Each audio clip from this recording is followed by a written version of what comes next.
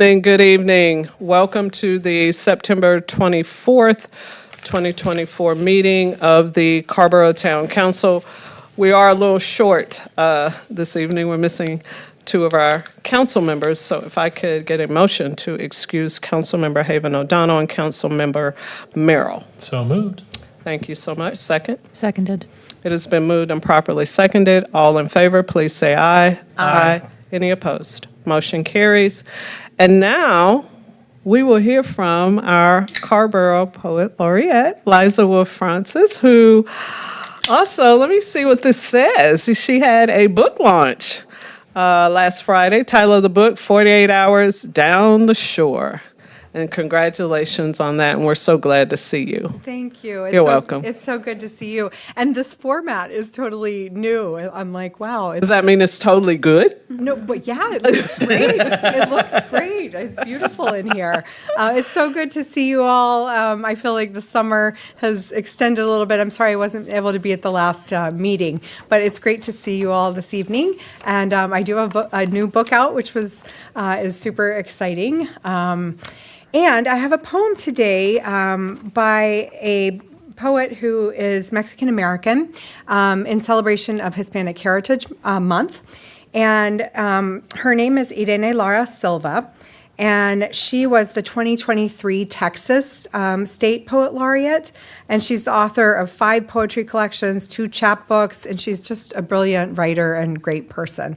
And the title of her poem is called Descanso, which means like a rest, but it's really specifically speaking to the crosses or statues or things on the side of the highway that are in honor of people who've died, sometimes really tragic deaths.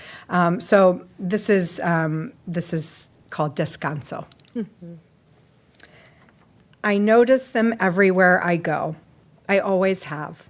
Today on the same street, I saw 3 of them, different sizes, one not much more than a cross with plastic red and white roses, one covered in blue flowers and a wooden slat with a name and a date, and one with only slightly sun-faded star and heart-shaped balloons. 4 bouquets of plastic flowers, Mardi Gras beads, a sunshine yellow cross with blessed written in turquoise paint. When I see them, I don't cross myself like I do when I pass by cemeteries and graveyard. I don't know what to call that fractional moment of acknowledgement, which is me all at once crossing myself and sending a prayer and thinking of the deceased and thinking of the mourners and a small salutation to death herself. But all of that happens in a flash, which is neither sad nor afraid, but is real.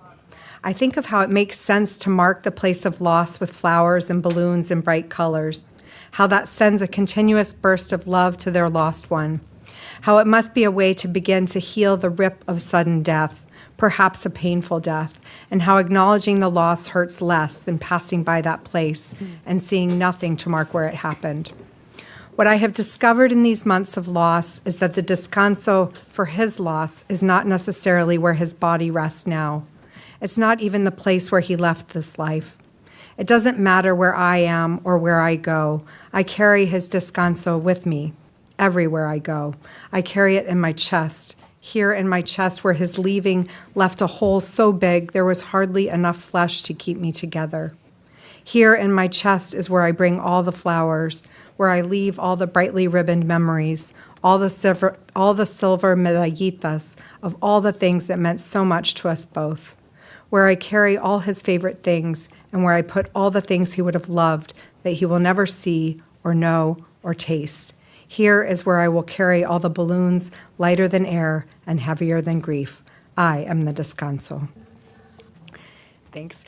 So that, again, was Irene Lara Silva. And I just wanted to say thank you.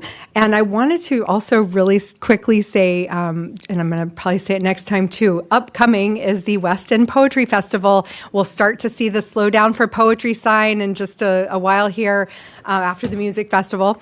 But it's the 17th, 18th, and 19th of October. And everybody is welcome, poet or not poet, but please come. And it's up on the Town of Carrboro website is the schedule. So thank you. Thanks. It's good to see you all. Thank you so much, Liza. Great to see you. Hope to see you next Tuesday at 6 p.m. I do have one Very important proclamation.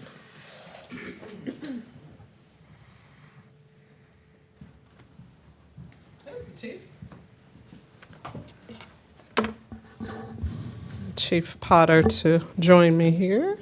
Good evening.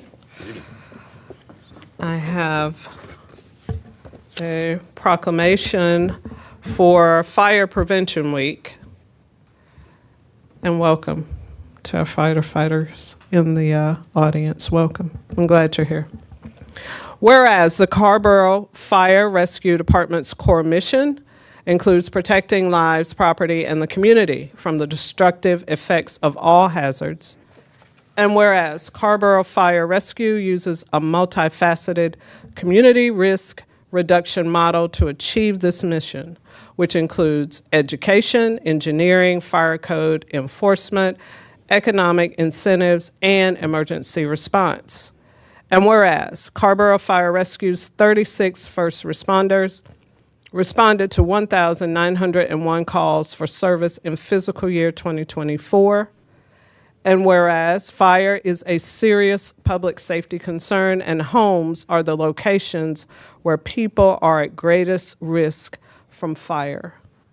And whereas the 2024 Fire Prevention Week theme, Smoke Alarms, Make Them Work for You, serves to remind us the importance of having working smoke alarms in the home.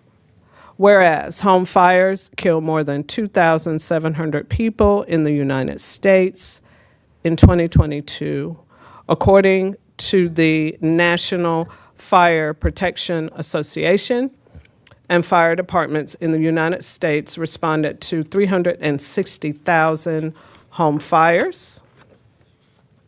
And whereas roughly 3 out of 5 fire deaths happen in homes with either no smoke alarms or with no working smoke alarms.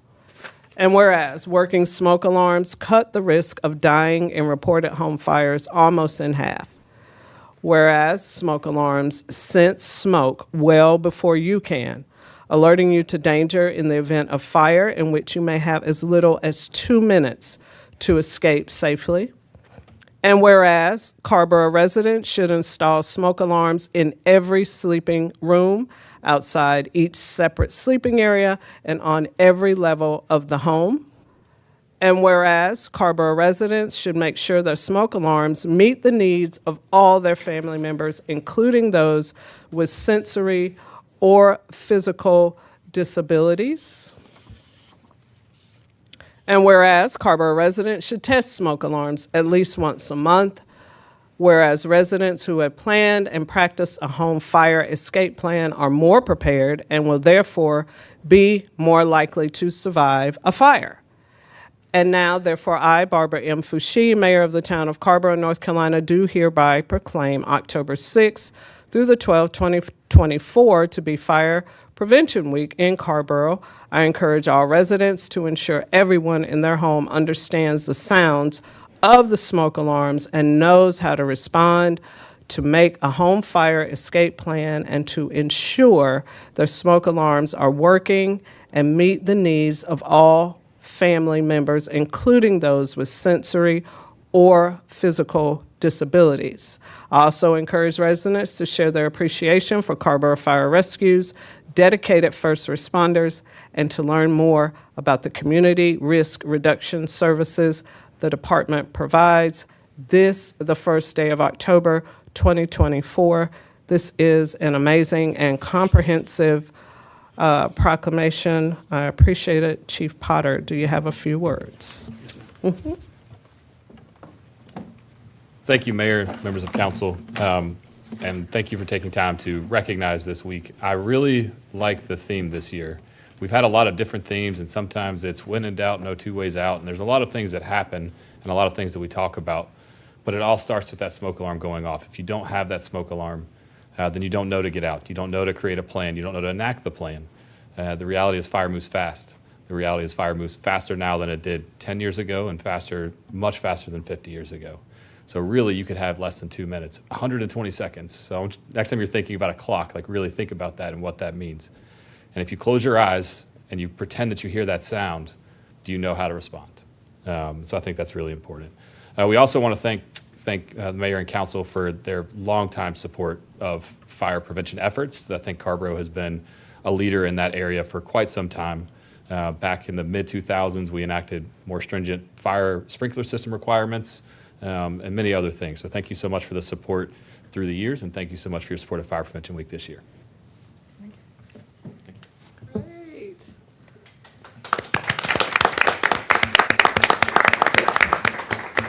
And again, I would like to acknowledge members of our Carrboro Fire and Rescue. If I could get you guys to just stand briefly so we can give a hand clap of appreciation for all that you do for the community. Thank you so much. They could not have been less excited to have to stand up. If you're watching at home, I just want you to know their faces, they really didn't want to. Thank you so much. We're so pleased to be able to recognize y'all. Yeah. Okay. We are down to the town manager's update. Town manager Tony is out of town, but we do have our assistant town manager, Marie Parker, in the hot seat tonight. That's the town manager's update. Thank you, Mayor, and good evening, everyone.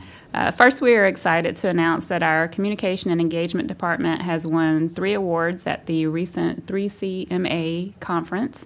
These awards recognize excellence in local government communications. We received a first-place award for the Bowling Creek Greenway Public Engagement Project. This project was recognized for its inclusive outreach efforts. Additionally, we won third-place awards for the Braxton Fouché Day, Creative Activity, and Carrboro in Motion neighborhood events. We want to commend our communication and engagement team, both Kat Lazorko and Eve Green, along with other departments that assisted for their hard work and dedication. Also, as a reminder, the Carrboro Music Festival is this weekend, September 29th. This is an all-day event, which is free and will feature over 100 acts performing live throughout the town. There is a kickoff event with an open mic on Saturday at 2 p.m. and a concert on Saturday evening at 8 p.m. We want to remind everyone that parking is limited, so please walk or bike if you can.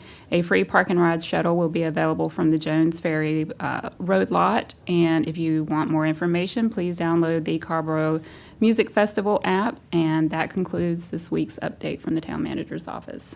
Thank you so much. That was our assistant town manager, Marie Parker. We appreciate her so much for those updates.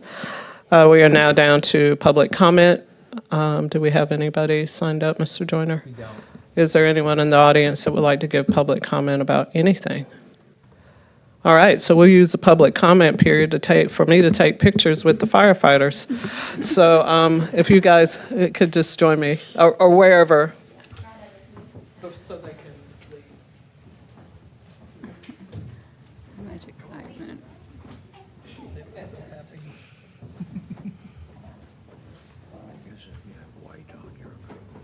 You're a boss. Yeah.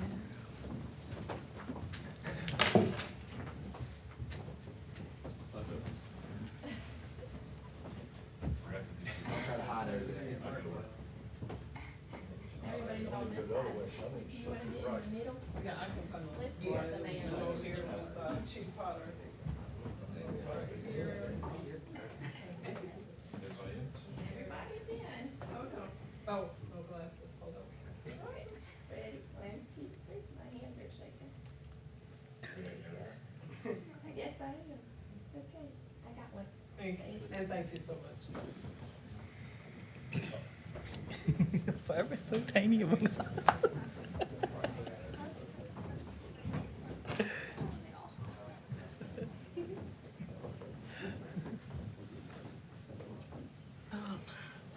It's a little bit off script here. We're back. Assistant Town Manager Parker, we're just going to roll right into the consent agenda.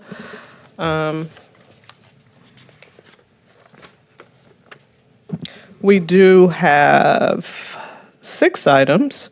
So if I could get a motion for items 1, 2, 3, 5, and 6, I will pull item 4 for some clarification about the date of that public hearing. If I could get a motion to approve 1, 2, 3, 5, and 6. I'll move everything but 4. Yep. Yep. Second. It's been moved and properly seconded. All in favor, please say aye. Aye. Any opposed? Motion carries. Pulling item 4 for an adjustment on the date. The new date will be November 19th for the Newberry Special Use Permit located at 904 Homestead Road. So that was the only reason for that item. If I could get a motion for that amendment so we could, Madam Mayor, I move number 4 with the correction. thank you. Second? Second. All right. It's been moved and properly seconded. All in favor, say aye. Aye. Any opposed? Motion carries. I thank you so much. And Assistant Town Manager Parker, we are down to the general agenda. If you could introduce the item. Thank you. Sure. We have one item tonight, which is the Winmore traffic calming request. Our planning administrator, Tina Moon, will be here to present on this item. Welcome, Tina.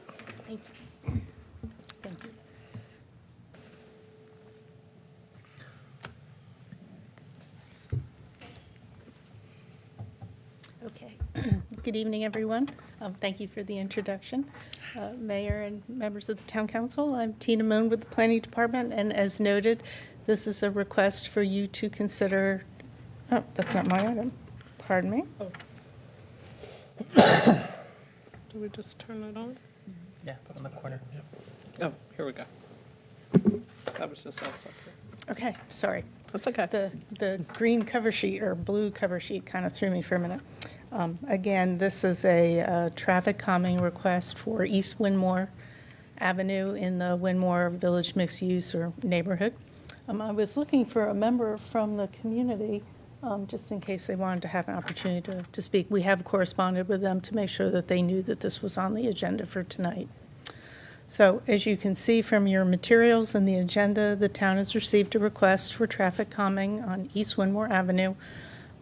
I always find it helpful to see kind of an overview of the neighborhood, which is what you're seeing in this image. East Winmore is the main entrance drive into the development.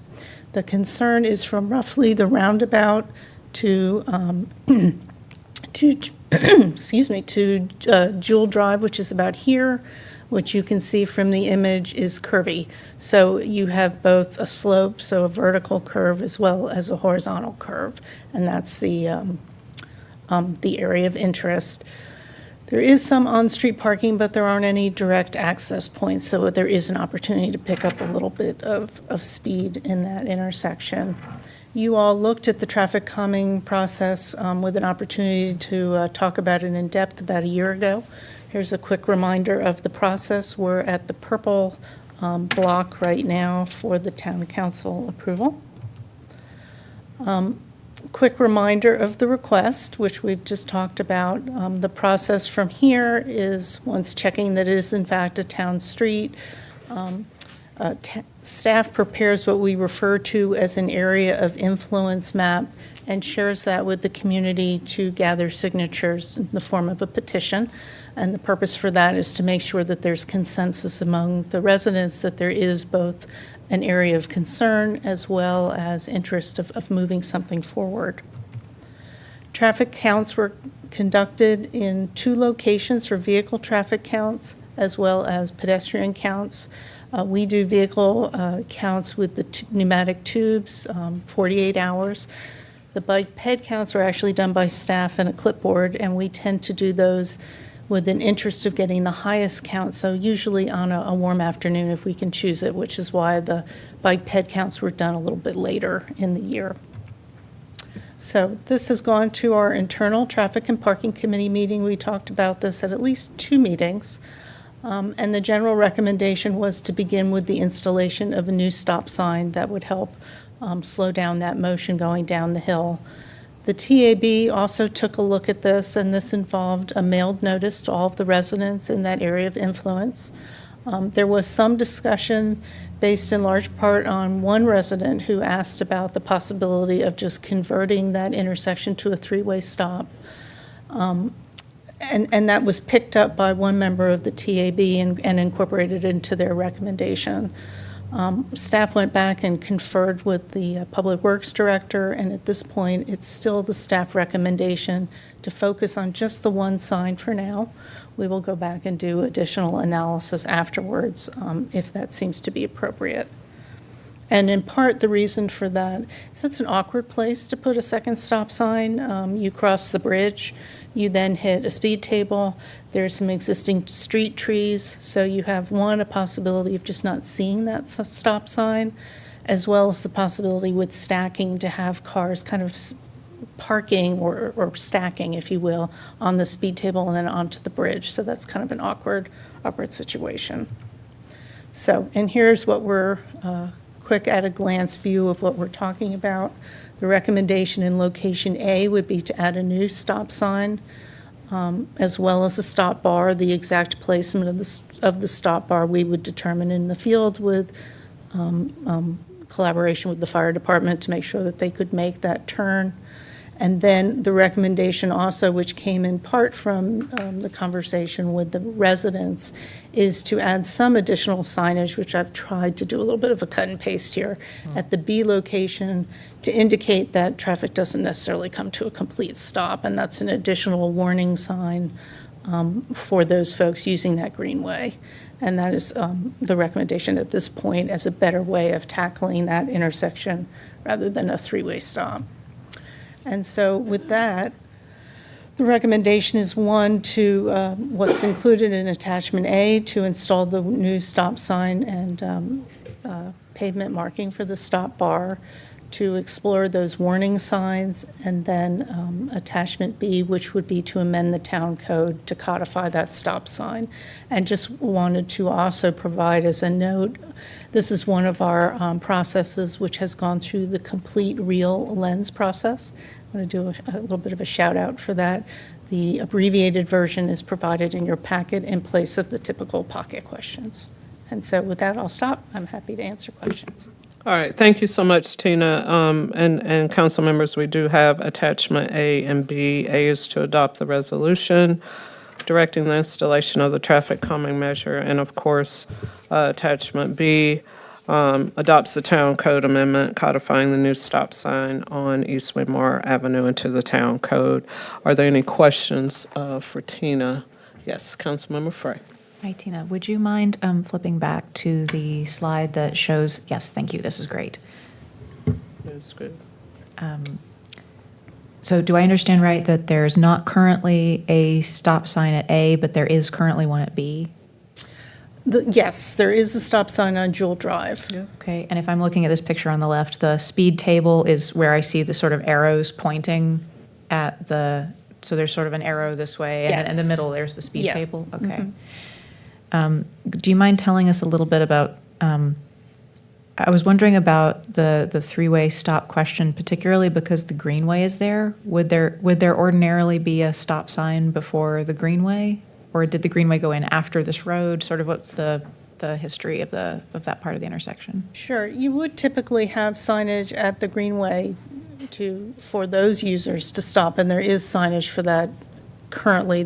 I've somewhat blocked that with my yellow warning sign. And oftentimes that yellow warning sign would actually be attached to that same signpost, but perhaps a little bit lower. So that information is there already. There's kind of an ongoing conversation among cycling enthusiasts as to who should stop in these situations. And there is interest for requiring cars to stop rather than bicycles. The reality is that it is easier for a bicycle or a pedestrian to stop than a car. And in this particular case, I think this is one where we'd rather not stand on principle, but make sure that people are safe. And that was why our recommendation is for the car to stop at Jewel and going downhill on Winmore, and a reminder for those folks, bikes and cyclists and pedestrians, to stop at the greenway. Do you mind, I did see some of the summary in the packet, but do you have sort of the numbers on the count in terms of speed observed going uphill versus downhill? Was it particularly different? Yes, the speed was more of an issue going downhill, yes. I think my last question was, I noticed that it said something about there was no park nearby. there's the scoring assigned, if I understand correctly, has something to do with the proximity of a park. There is a green public space that's part of Yes. Winmore, but that does not count as a park for the purpose of the scoring rubric? Yes, the scoring rubric is based on what they consider well, I shouldn't say they, we consider as destinations for folks to walk and bike. And the idea is that that would be retail establishments, maybe schools. And so it would be more of a public park than what you might consider as more of a neighborhood park or a park that was incorporated as part of the development of a subdivision. So you are correct in that there is a kind of a small recreational facility, but I think the interest here is something that would be a little bit more of a draw. So, yeah. Do you happen to know what the impact on the scoring was? In other words, if you had designated that an attractant or a draw, would that have changed the weighting between the different classes of protection? I'm going to take your question one step further, if I may. In this particular case, I don't think it would change the recommendation for staff to put in the stop sign. The way we typically approach traffic calming is we try to begin with stage 1 first, which would be some type of a neighborhood meeting with the police department or with staff, and then kind of the low-hanging fruit, in this case, the installation of a stop sign. If it proves that that isn't sufficient, which we find out with that follow-up analysis, then we can revisit and try something that's a little bit more intensive, a little bit more of a physical change. So even if the counts were a little bit higher, unless they were substantially higher, that would be the approach that we would tackle. Thank you I really appreciate you just sort of taking that where it was going.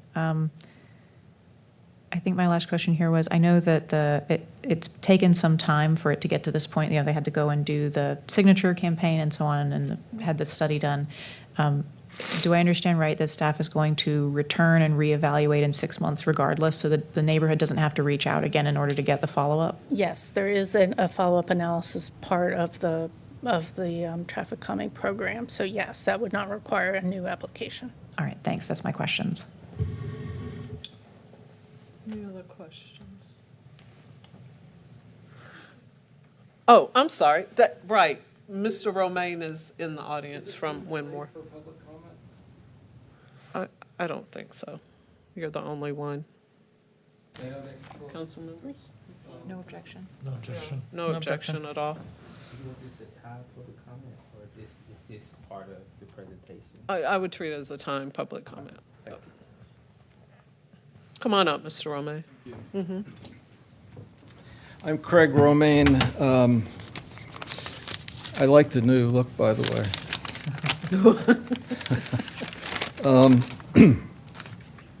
I live on East Winmore Avenue, very close to this intersection that we're talking about.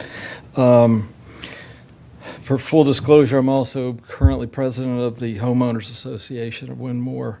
And I know that the neighborhood has concerns about speeding on East Winmore and concerns about the safety of pedestrians and cyclists. I'm not sure whether the community prefers the full three-way stop solution that I'm going to be mentioning. So in that regard, I'm only speaking for myself. I wanted to just make sure that there's a few, and I apologize for missing the first part of the presentation, but there's some facts I just wanted to bring out and make sure that people have them in mind before you make a decision. So in the materials that I saw in the agenda packet, there's a real focus on the roadway and the vehicular traffic. And, I want to make sure that it's in everyone's mind that this is an intersection between a busy roadway and a busy greenway. And there are lots of families in the neighborhood with children. And the greenway is heavily used by adults and children alike. In addition, there's this year, beginning this school year, there's no school bus service to the neighborhood, which means that even more kids are walking or biking to Sewell or Smith or Chapel Hill High School. And so they're using this thoroughfare, and they're also using the Greenway crossing. I also wanted to point out that the Greenway on the north side of East Windmore is a hill, and the downhill direction is coming towards East Windmore, that intersection. And it's also a place where it's hard to see the westbound traffic on East Windmore because of the side of the bridge. And so you really don't, you really have to, if you're on the Greenway, walking or on a bike, you really need to come all the way up to the edge of East Windmore before you could see the oncoming traffic. And so because of the hill, it means that kids could be coming, fast on a bike or a scooter or a skateboard or something. And there is now a stop sign on the pedestrian walkway for pedestrians, which I appreciate Public Works coming recently to put those in. But with kids, we don't know whether they're always going to be paying attention to the fact that they should be stopping. So that's a concern. You also know, and I think you have the data, that the roadway itself is heavily used, including by the ever-present delivery trucks, Amazon and UPS and FedEx. And also there's the fire department at the end of East Windmore, and they're typically first responders to our neighborhoods. So we do actually have fire trucks coming in on this roadway fairly often. All of these are just things that I wanted you to have in mind. For me personally, the full three-way stop, gives us the most attenuation of risk of any kind of collision between a vehicle and a pedestrian or cyclist. And so that's what I would encourage. But if you only vote to have the one stop sign for the eastbound traffic, I would urge you to adopt extra signage that makes it clear to those vehicles that they need to yield to the westbound traffic that's turning on to Jewel, because I don't know if that's going to be at the top of everyone's mind. Thank you. All right, thank you so much, Ms. Sorome. I didn't know, where's Tina? Did you have anything else that you wanted to add, or you're pretty much done with your presentation? I might just, if I may, thank you for your comments.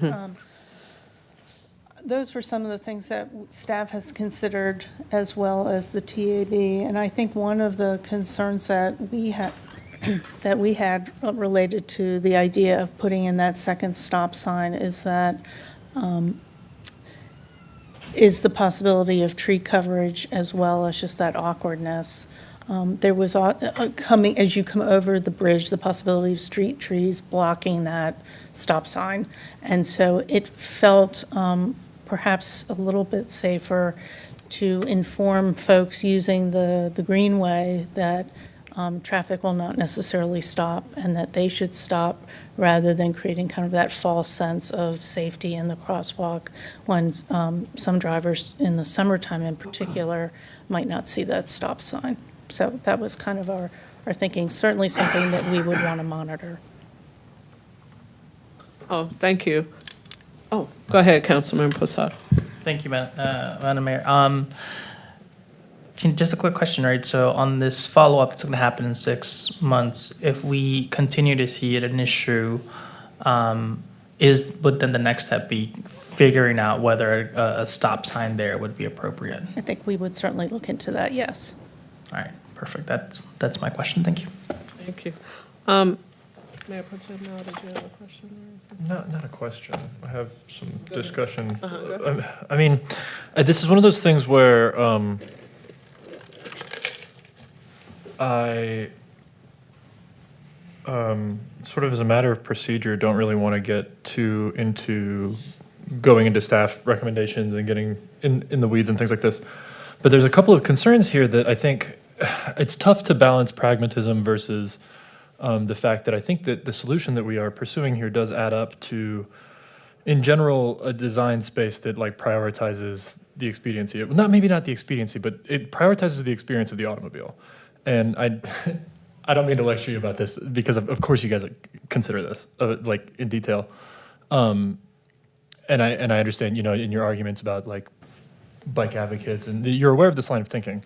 But it does seem to me that we are putting the onus on the pedestrian here to alter their behavior with the understanding that car use is not likely to abide by a stop sign, or that we can't compel them with our street design, which all of which is like, it is I guess, you use the phrase, you don't want to stand on principle, Tina, which I understand, but it's hard to imagine that the stop sign makes things more dangerous. I mean, I guess if we consider that the Greenway users do stop more with that sign, they don't have the false sense of security. But it's tough to imagine realistically that kids going to high school are going to be more responsive than a driver with a stop sign, to me.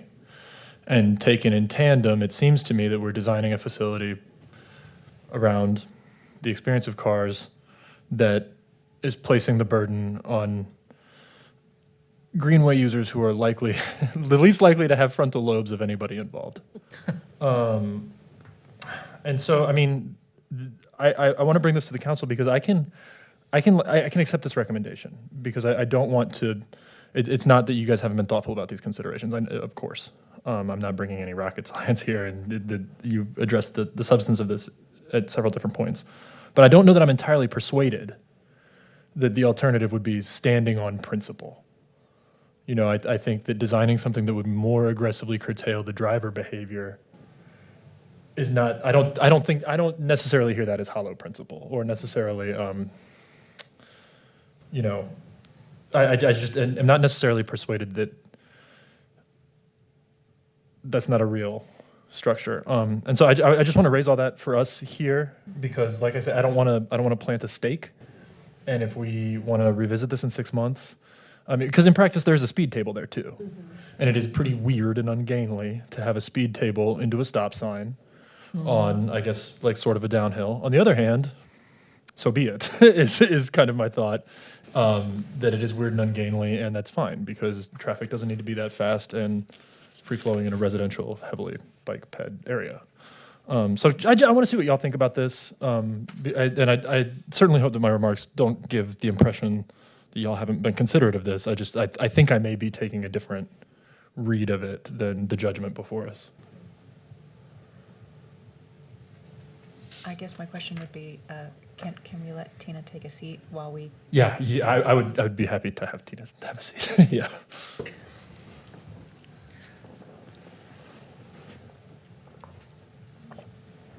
And Mayor Pro Tem, now for clarification, am I hearing you say that you're not necessarily averse to staff recommendation, but You want more? let's fill in the. I lean toward the three-way stop, essentially. Oh, to be, that's to, what I was yeah, thinking, to be but I wanted to clear, make sure. to be, TLDR, as I often say. Okay. I do think that with the TAB, and with Craig, Mr. Romaine, I think I might. I don't think it's necessarily a perfect solution, and I understand why staff arrived where they have, but I think we should consider it strongly. Council members, any discussion or comments? So the resolution that we have got has two versions. Mm-hmm. There's version 1, which is the staff recommendation, and there's version 2, which is take another shot at it. But that is, I think, presumably standing in here for, no, really, we do want a three-way stop.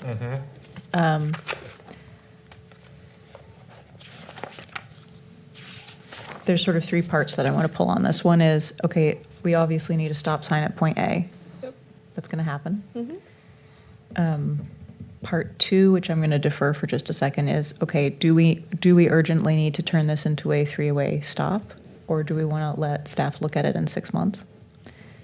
I'm generally in favor of the car stops paradigm, right? There's a rule in boating that you ask the more nimble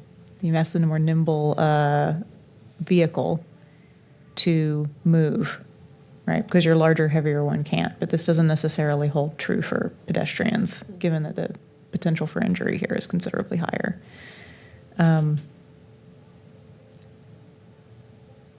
But I also do trust staff's assessment under a current traffic study approach about whether or not it is feasible to put a stop sign there. And then there's point 3, actually. I found the real lens very helpful for this because it highlighted what I think is actually maybe an underlying issue that we should be digging in on, which is the process that you have to go through to get traffic calming. So let's sort of peel those apart because I think I may have more than, I think I may have an additional motion to add here. Danny, I'm actually open to either option 1 or option 2. I think the important part is get the stop sign in, get the stop bar, since that's clearly where folks are speeding the most. I think it's a good principle that for pedestrians and for drivers both to expect sort of at a slow intersection that all of the direction should behave more or less the same, which I think is one of the reasons that folks are thinking, hey, this should be a 3-way stop. Because if two sides are stopping and the third is not stopping, users can be confused about what they should do or what somebody else is going to do, and it's that confusion that creates danger, sort of out of proportion to what's going on here. But also, if they did the study and found that folks are not,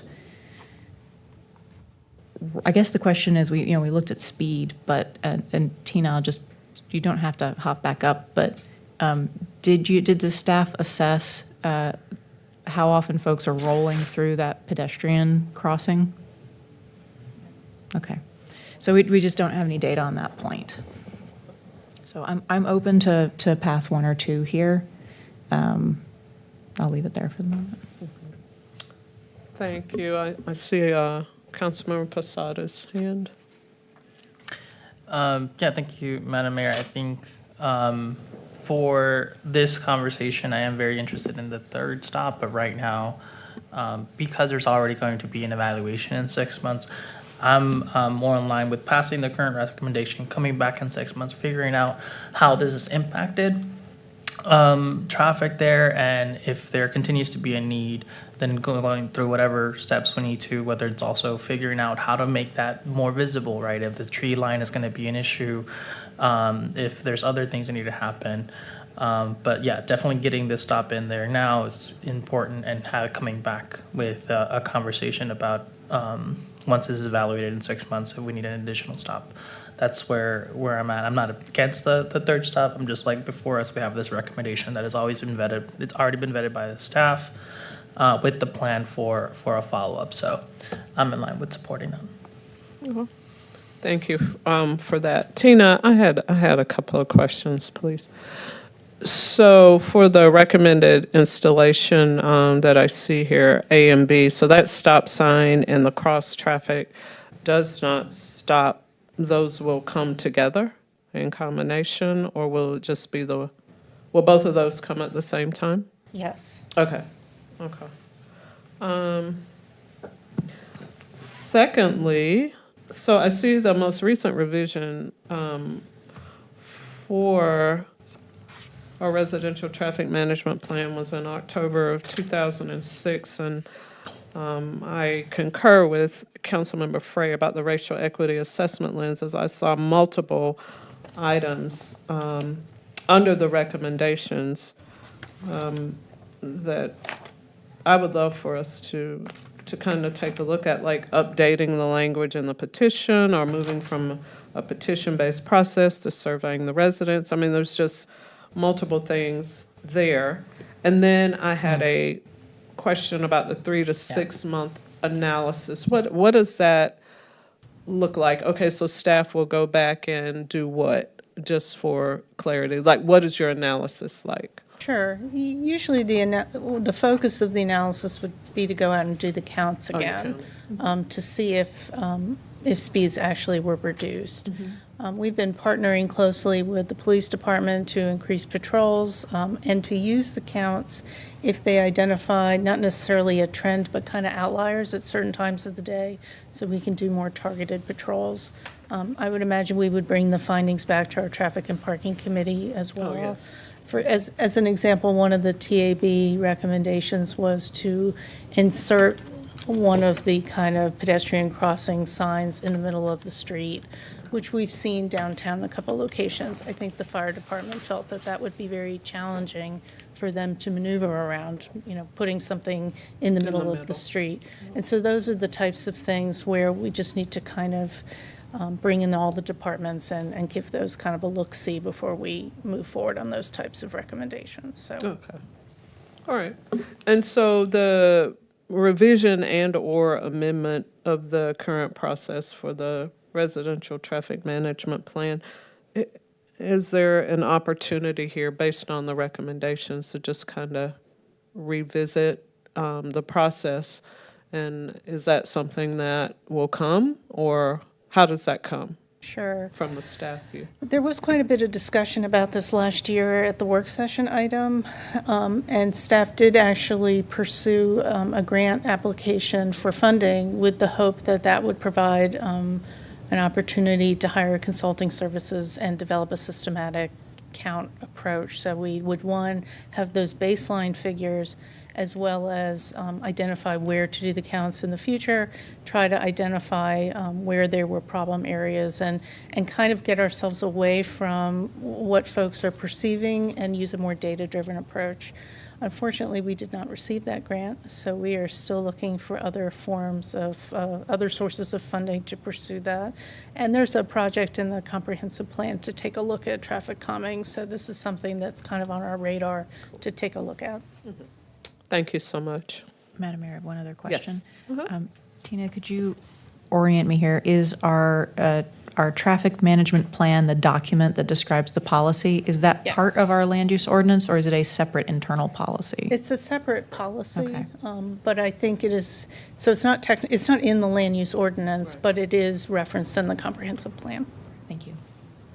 Thank you, Councilmember Frey. Any other questions or anything for Tina so she can sit down for the night? For now. He said for now. We never know. You never know. Thank you, for Tina. indulging us, Tina. Thank you. Council members, is there a motion or an amendment, attachment A or B? Where are we? Well, so can I pull on this, Yeah, go ahead. what the real highlights, and so just to be crystal clear Oh, yeah. about what you're saying about the real assessment and the discussion that we just had, which is that, this petition-based, place-based, perception-based, to use Tina's framework, that the racial equity assessment lens actually identifies that as a barrier to equity. Because what that does is it prevents us from considering our network in a connected way and sort of a data-driven and systematic way. And so I think, just to be crystal clear, I think that what we are saying is that moving forward, pursuing that action in the comprehensive plan is not just probably a preferable treatment to issues like this particular one, but has actually been identified as the critical equity issue here, which is that this is work that we need to find for the town to be able to do in an always-on way, to always have data, so as to have a baseline of comparison. And I think, too, if we look at recommendation 7 from what the REAL says, is consider moving from a petition-based process to surveying the residents in the affected area to determine a neighborhood's traffic safety issues and potential solutions. What that does is, if the data indicates a problem in an area, we take the issue to the residents rather than have the residents come to us. And so I think this is all elementary and banal for me to say out loud for the people in the room here. But I think it's important to just get on the record to be crystal clear that that's kind of what we're talking about here, is that the equity solve here is to really systematize it and take the burden out of the residents' hands and to make sure that we are coming to doors rather than have doors come to us. And I remember from our work session that one of the most contentious issues was over the designation of the sort of impact area, and whether, how we define that, whether that is in fact the highest interest. So all to say, it sounds to me like we are okay to go with option one, but I guess we need to just keep our eye on the ball with the implementation of the comprehensive plan. And I think you were driving at Councilmember Frey, considering that as part of our upcoming rewrite, if that were if that were appropriate. So I think what I was getting to was a motion. So I would like, let me know, Mayor, if you would like me to handle this before or after we take care of the actual presentation attachments ahead of us. Let's do it after, if you don't mind. So I'd like for us to figure out what we're doing with attachment A and B. I think what I'm hearing is that we're prepared to move forward with those if we could get a motion So moved for A and B. for A and B. Okay.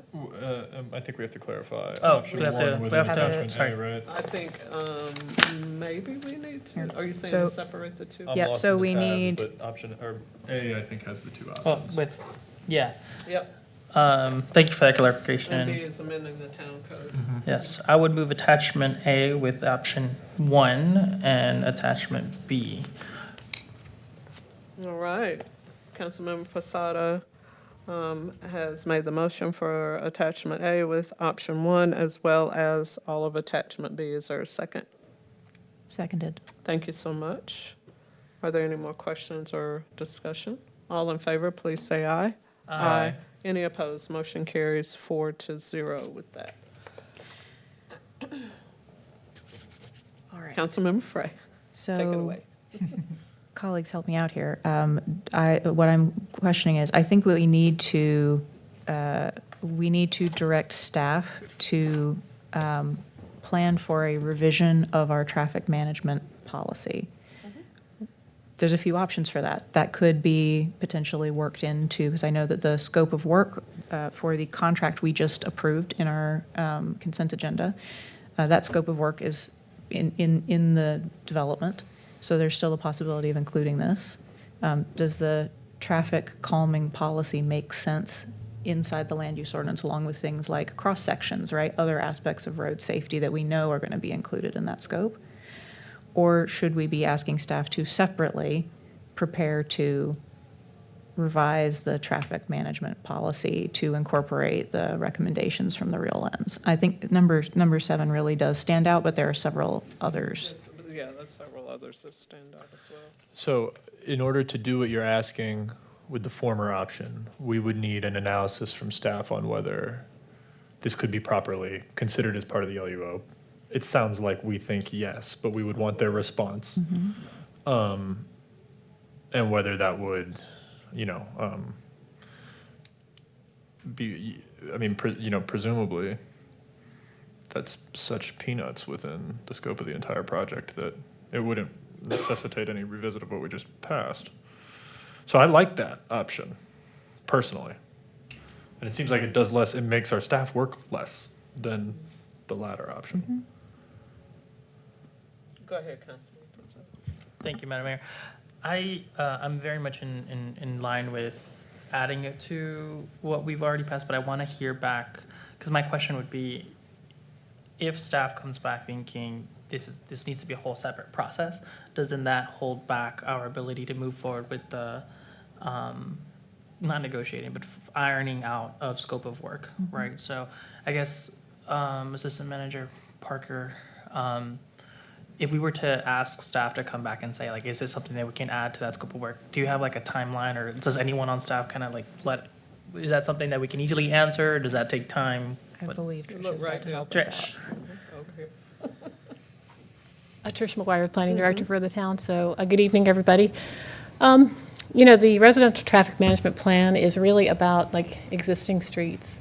And so the land use ordinance typically applies to new things, new development, new uses, et cetera. The town code is a place where we deal with kind of the existing situation.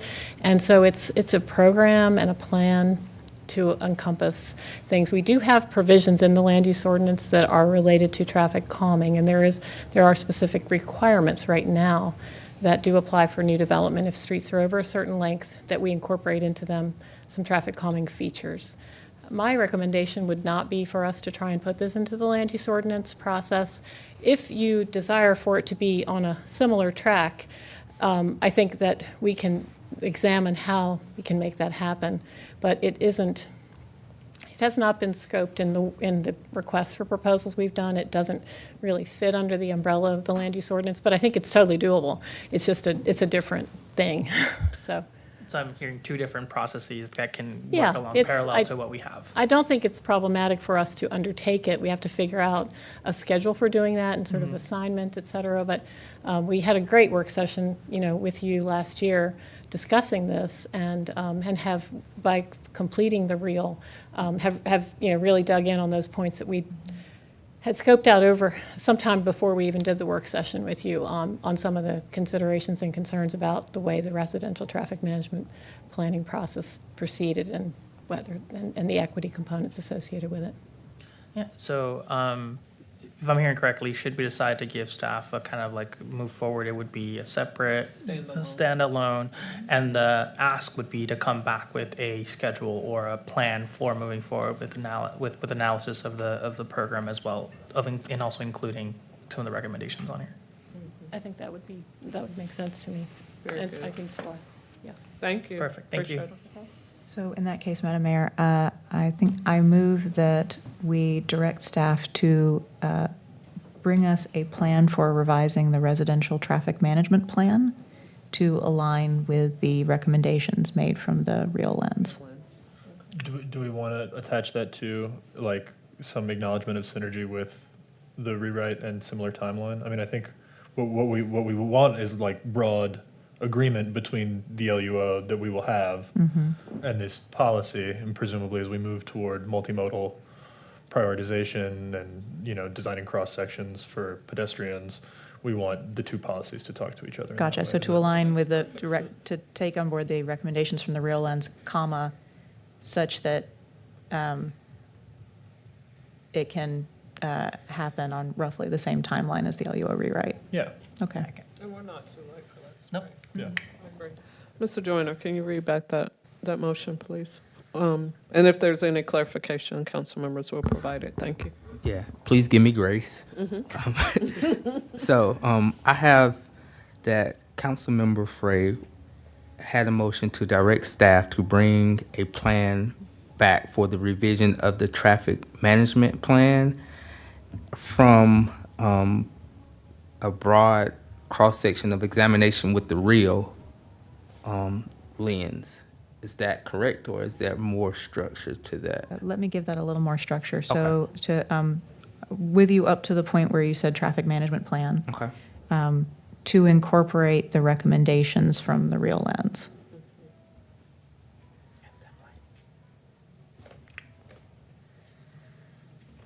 Okay, so what I have is direct staff to bring back a plan for revision of the traffic management plan to incorporate from the real lens. Okay. Anything with the LUO? I know it was, Yep, one more thing. Okay. On the same timeline as the land use ordinance rewrite. okay.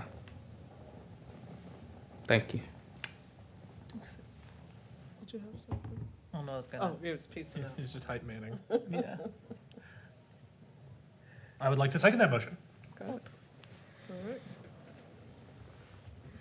Mr. Joyner, I think you have it. I don't think we need to read that back. I think we know what the motion is, and we have a second. Okay, I'm Any- with you. Further discussion or questions around that? All in favor, please say aye. Aye. Any opposed? Motion carries 4-0.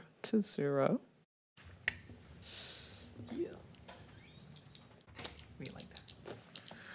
That's the end of our agenda for the evening at 6:59 p.m. You talk about efficient.